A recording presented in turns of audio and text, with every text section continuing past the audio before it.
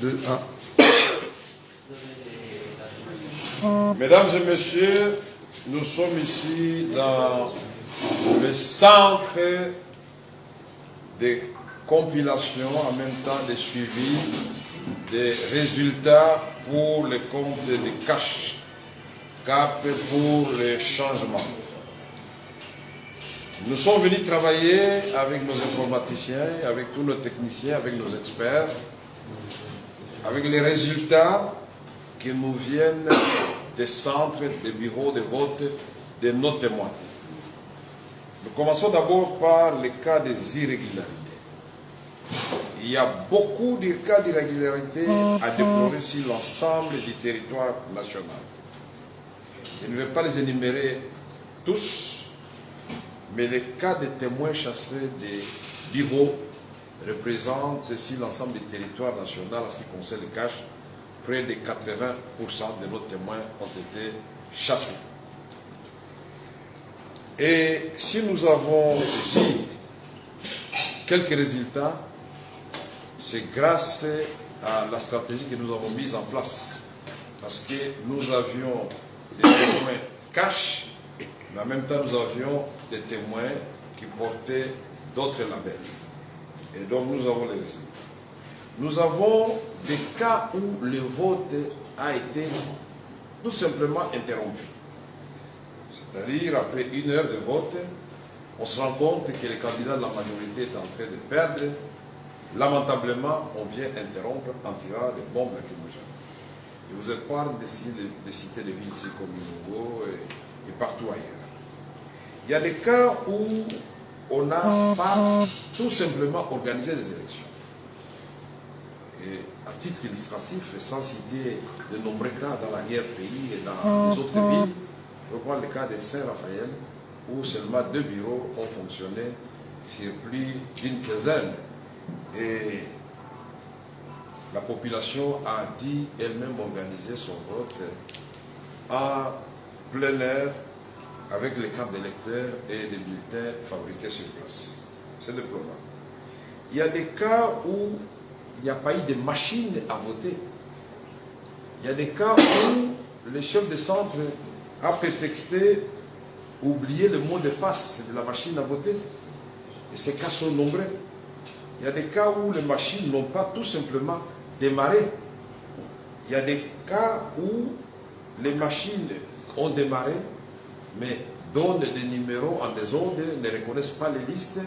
Finalement, quand vous tapez le numéro d'un député, par exemple numéro 23, c'est le 27 qui sort, sans la mauvaise foi de l'agent de la CENI, puisque à certains endroits, on a vu, et à Kananga par exemple, on a tapé le numéro de notre candidat John Toumba, mais c'est Maître Kankonde de FCC qui sort.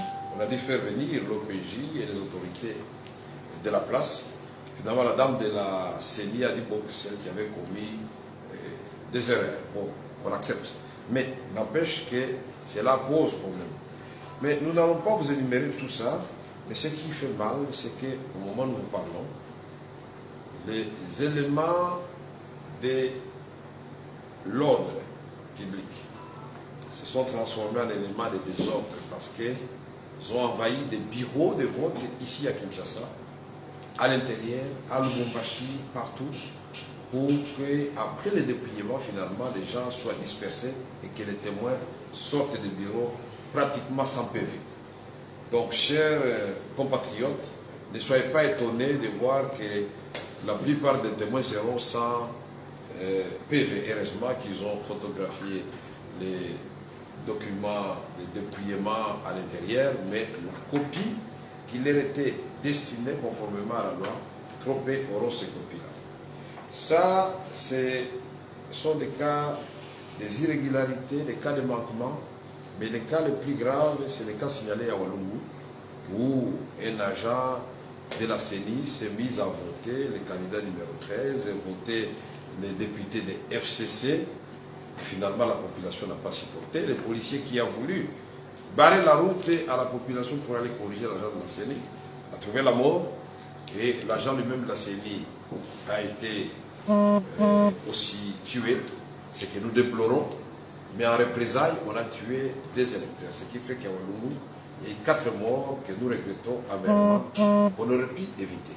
Il y a des cas de gens qui avaient des cartes d'électeurs, des stocks de cartes d'électeurs, pour aller s'élire et élire les candidats FCC.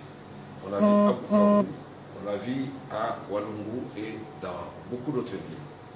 Beaucoup donc d'irrégularités. Mais qu'à cela ne tienne, parce que nous avons tenu à amener et le pouvoir et la CENI jusque dans leur dernier retranchement. Nous avons ici déjà la compilation des résultats qui nous sont parvenus, partiels, qui rencontrent pratiquement les tendances qui ont été données par la télévision sud-africaine.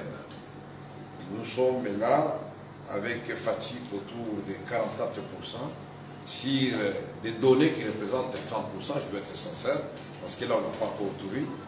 Et nous avons Martin Fayou qui vient en deuxième position et l'autre poids lourd de l'opposition avec 21%. Et le candidat de la majorité présidentielle a franchi difficilement les 5% avec 5,6%. Voilà ce que nous avons à ce moment en ce qui concerne la compilation que nous sommes en train de faire dans notre bureau. Parce que nous avons entendu par la voix de Top Congo et le directeur de campagne des candidats numéro 13 s'apprêtait à publier les chiffres en sa possession. Alors ça sera chiffre contre chiffre, mais nous avons compris que c'était permis et qu'ils sont dans les institutions, nous pensions qu'ils devaient s'abstenir et commencer à se proclamer. Parce que déjà, dans la journée, avant même que l'on atteigne les 10% des électeurs, le candidat Chadari avait promis à tous les Congolais qu'il sera ce soir le président de la République démocratique du Congo. Pour ceux qui doutent, ils n'ont qu'à aller consulter TV5 Monde. Et voilà pourquoi nous nous disons, nous sommes tous des Congolais.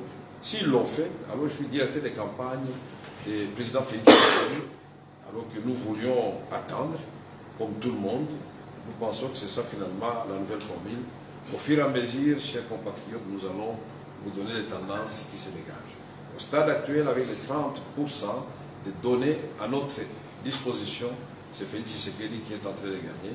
Et voilà, il ne faut pas trop vite crier victoire. Restons sereins, nous continuons le travail. Et je félicite notre équipe qui travaille. Vous travaillez jusque demain matin. Ne dormez pas, tout ce qui vient. Donc nous sommes organisés. En fait, il y a toutes les lignes, vous pouvez monter, les ordinateurs qui travaillent, les gens qui télévisent partout.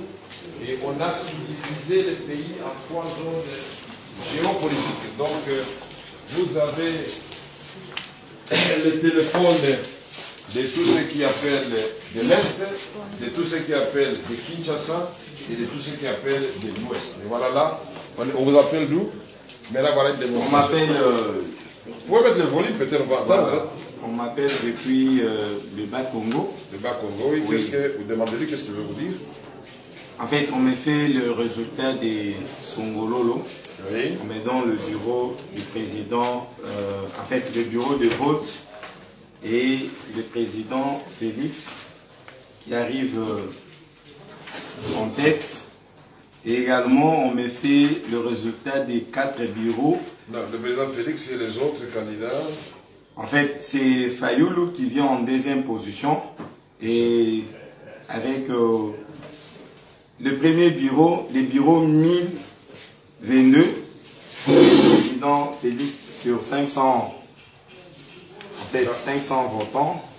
C'est-à-dire, tel que vous le présentez. Le bureau 1500, Voilà. vous filmez ça. 1522, c'est comment dans votre histoire, je sais pas bien voir. Je vais. Vous pouvez indiquer pour que Oui. l'on puisse prendre ça par la... Certes, en fait, c'est Mais il faut indiquer, puisque lui doit filmer. Vous n'avez pas un souligneur, par exemple, ou un stylo pour indiquer l'endroit. Montrez-nous le bureau 522. En fait, je vais bien l'indiquer. C'est les bureaux 1322 et un bureau de l'école de Songololo, où sur 350 votants, c'est le président Félix qui arrive en tête avec 310 voix et M. Fayoulou qui fait 20 voix et également M. Chadar qui fait 5 voix. Là, c'est où? Ici. C'est ça. Voilà, c'est ça, c'est ça. Donc, c'est comme ça, donc nous avons là l'Est, là ils appellent, donc vous notez tout cela et puis voilà comment nous travaillons. Alors félicitations pour le travail. Mais là aussi, il y a la machine qui fait la compilation.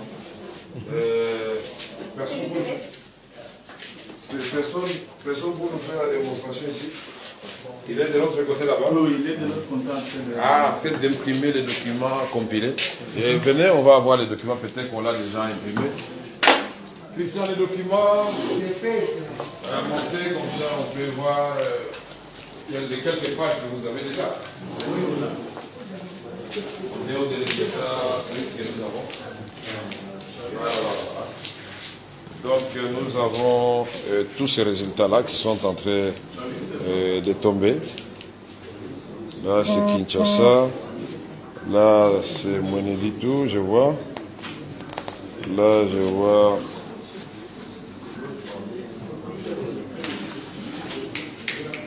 Je vois Bukavu.